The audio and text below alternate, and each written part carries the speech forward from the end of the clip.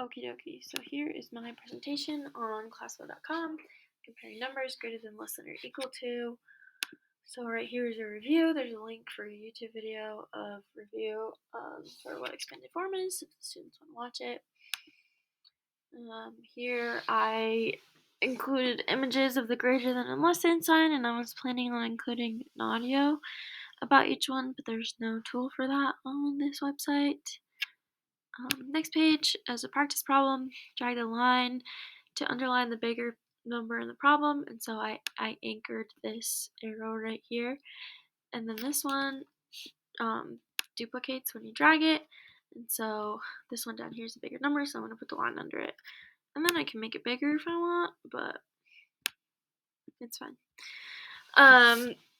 Next page, here is an outside link for more practice problems for the students, which is going to be the quiz.